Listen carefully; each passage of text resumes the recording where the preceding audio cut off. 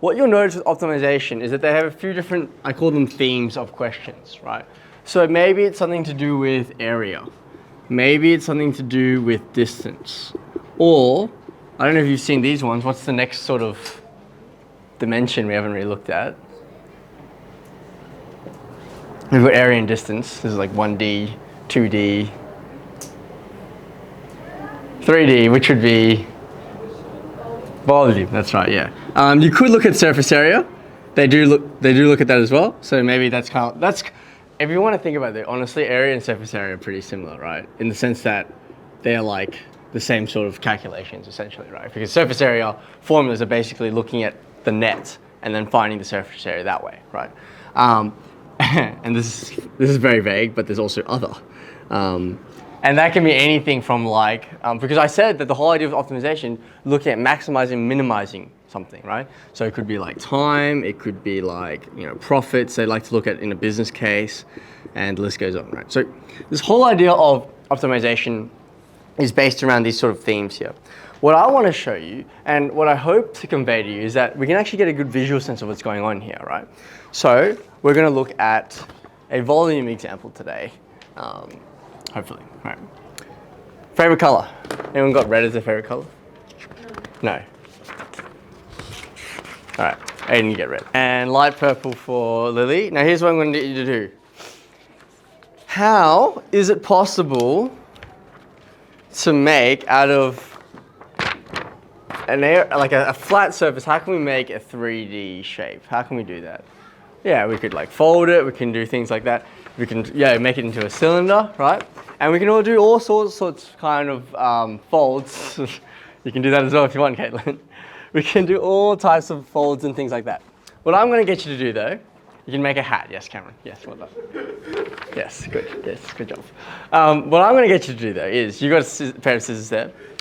I'm going to assign each of you a number, and we're going to make a rectangular box. The way you're going to do it though is a specific way. If you think about it, how could you make a box out of this pretty easily? Well, essentially, if you cut the corners off and then you fold in the sides, that's going to be one way you can create a box, right? Okay. But I want to see, the question is, and this is your question, e.g., and this is the type of question they may give you in the sense that they don't give you clues necessarily of what the expression will be. Some of them, they give you an expression and then you just have to do the calculus. But some of them, they give you a situation and you have to derive the expression yourself. So what that's going to look like, right, is that you've got your piece of paper like this, and essentially you're going to cut out the corners at some point, like so. Okay, you're going to cut out these squares essentially, right? And we're going to see which one gives us the biggest.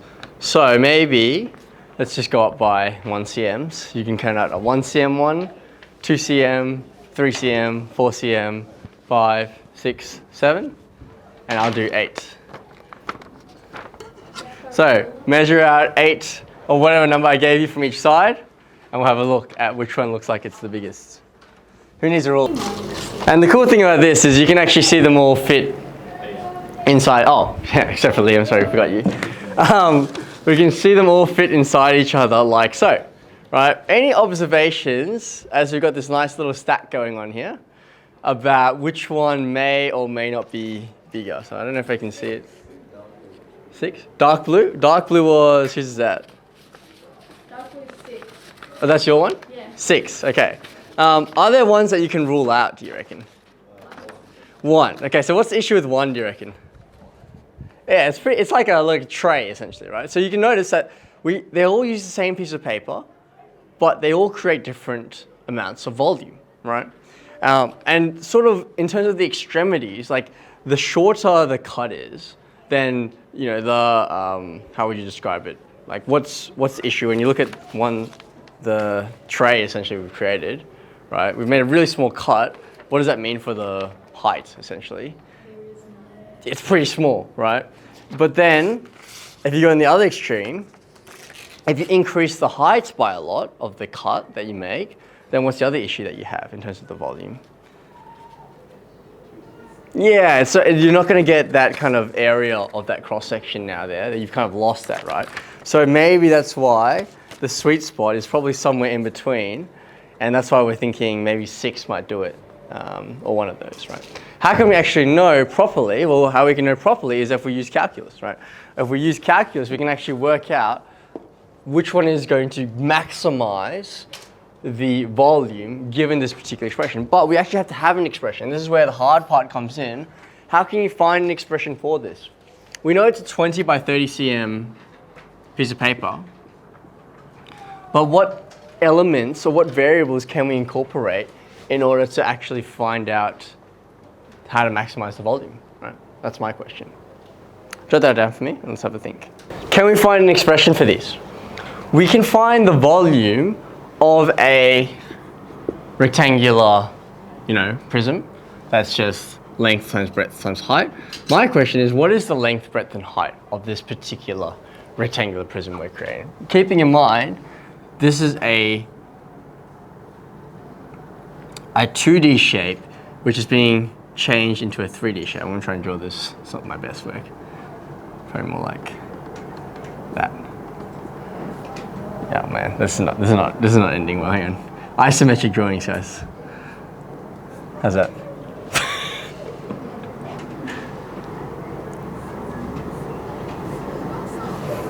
Something doesn't look right about that. Don't know what it is, but yeah.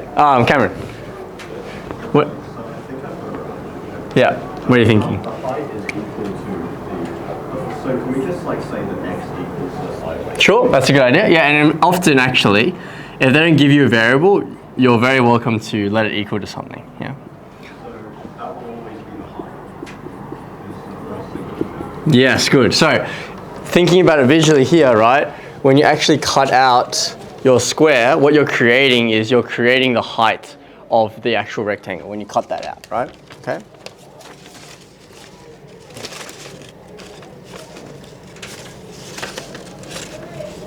Okay, cool. Be the square length. Okay, so that's our height. So x is the height essentially. Okay. What else do we know? The length would be, we can take either 30 minus 2x. Yep. Cool. And so notice, right, when you look at the length and width of the rectangles that you're creating, how do you create those lengths and widths? Well, it's going to be 30, the whole length of this, but you're taking away these sections, which you're saying is 2x, right? So we can say that 30 minus 2x equals to the length, and then 20 minus 2x equals to the breadth or width, right? Okay, so far so good.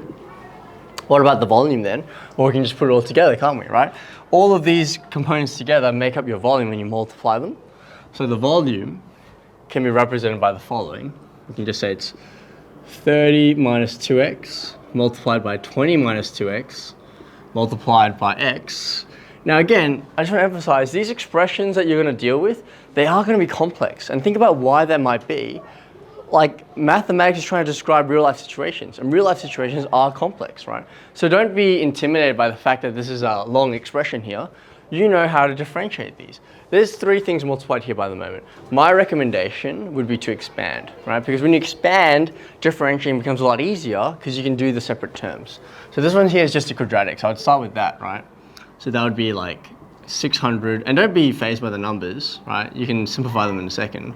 Minus 40x minus 60x plus 4x squared.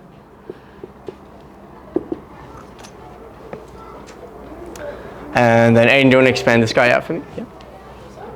This one here, do you want to expand it out for me? 600x. Yeah, and I'm going to put these together. So that would be negative 100x. But then you get negative 100x squared. And this last one here? This one here? Yeah, 4x squared plus 3. Okay, 4x cubed. Right, so far so good. Now to actually find maximums and minimums, what do we have to do to find these sort of turning or stationary points? What's our next step?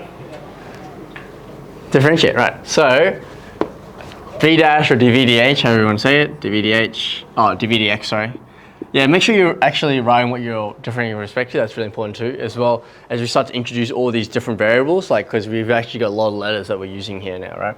So that's going to be 600 minus 200x plus 12x squared, right?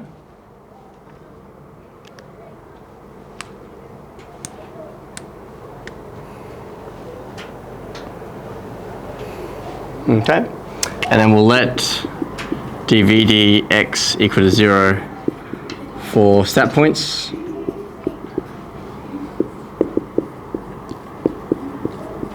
What's your first thought when you see a quadratic like this you want to solve? What do you guys think of in terms of trying to solve that?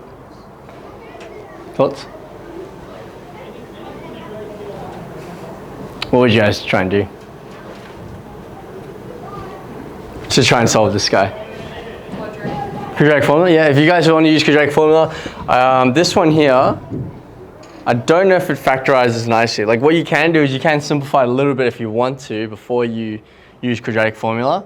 I don't think I can think of any factors that make that work. So that's sometimes your best bet if you want to do it. And if you're going to use quadratic formula, you can actually use it straight from here as well, right? Just be careful with quadratic formula. Make sure you know which ones your A, B's, and C's are. If it helps, you may want to rewrite this like so, and that may just kind of jog your memory of, you know, the correct order to use quadratic formula, okay? But go ahead and find that out for me now. So using quadratic formula, we've got minus b plus or minus the square root of b squared minus 4 times a times c all over 2a, or 2 times 12, okay? Finish it off over here. We should have two numbers actually, right? It says 12.74. Okay, so two answers. So cell x equals to 12.74, you said? Yeah. There's probably a lot of decimals there or something, right? 3.92. Okay, 3.92, blah, blah, blah. Okay, once you've got two answers, what do we need to do with them? Yeah, what's the importance of testing here? Because we're trying to find a maximum. How do you know whether something's a maximum or a minimum? You have to classify. But just before you go on, there's something I want you to consider about these two answers. I wonder if anyone can notice something. There's actually a problem with one of them at least. So I am going to test in a minute, and classifying is very important, right? But these are real life problems. So you need real solutions that make sense. One of these is actually an issue with. I don't know if anyone can see it. It doesn't make sense, right? So this is a situation where mathematics and sort of reality sort of have a clash. We're suggesting that there are two solutions. And from the expression you've created, there probably are. And there definitely are two stationary points, right? But this expression you've created is just a model of this situation. And this situation demands actually that x has to be, well, you know, if x is your square length, you can't cut anything more than like 10 basically, right? Because otherwise you're crossing over the cuts and it doesn't really make any sense, as Sean was saying. So we can actually restrict this. So we can say since x has to be between 0 and 10, we actually only have one of them we need to test. So you can see how you can cut down your work a little bit in that sense. We don't actually need to consider that first solution that we found there, okay? So that's just something to consider when you're looking at these problems, that you may want to consider the sort of reality of the situation and how that affects the solution you're going to find, because this one definitely can't work, right? Testing, do you guys use second derivative or the table one? Do you guys have a preference, or? Do you like second derivative? Yeah, okay, we can go with that. So find the second derivative for this one.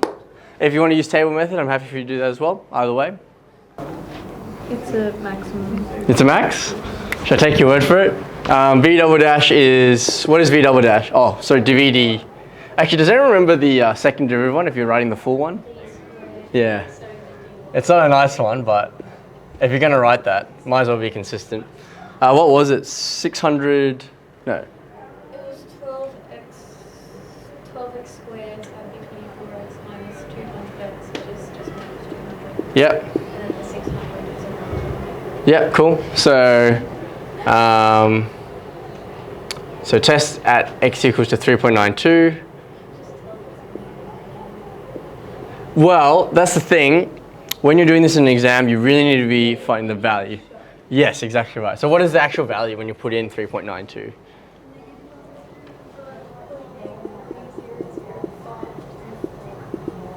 Negative what? 105 point. Yeah, that's good. That's good enough.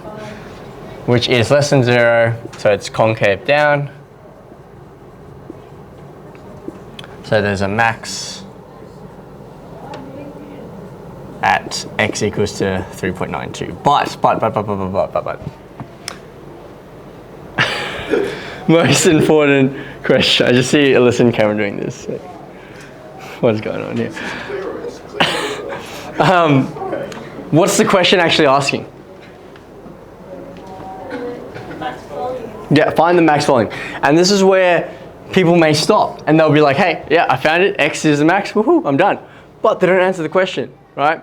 So you need to make sure you're reading the question carefully. Actually answer the question. We need to find the max volume. We have a open rectangular box here. We have the dimensions. What would the dimensions be? Well, the dimensions would be 3.92 by, what was it? 30 minus 2x, 20 minus 2x. And then from those, we can find the volume, right? So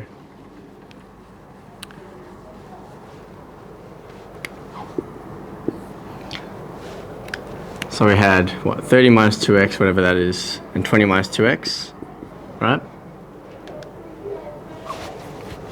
And I have some numbers here, so let me know if these are right. I've got 22.15 something, and 12.15 something.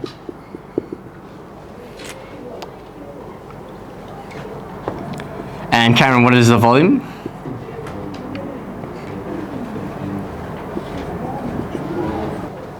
Can't you just chuck it in the volume equation? Yeah, you could.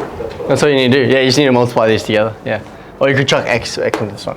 But I'm just saying, so the dimensions are this, and we can find the max volume as well. What would that be? Yeah. Yeah, we can round to 2 decimal places. We're doing cubic centimeters, right? Was that 3.1 to 2 dp? 3.1? Yep. So, right, so just to clarify, we have this whole process. We build an expression, we take the derivatives, but make sure to answer the question as well. This is the max volume, 156.31 cubic centimeters. Who would have thought, actually? Who's that one closest to? 4. That is actually 1,000 cubic cm. Is that meant to be a liter? Is that a liter? Can you fit a liter of water in this? That seems surprising. So if you kind of like... Why don't we just get a liter? We're just getting a liter of water. Also, I don't actually know if this was exactly 30 by 20. That might have been the other thing. I think I may have rounded. Yeah, it's like 29 by 20. Oh, is it? This is, oh yeah, okay. It's about, yeah, this is 29, more like 29 cm, and this is more like, oh, okay, yeah, okay. What's that? Oh, my working out? Yeah, yeah. Next time we'll have to find, I did round these to make the numbers a bit nicer, but next time I'll hopefully find something a bit more accurate. But roughly a liter of water in this guy here, that's pretty cool.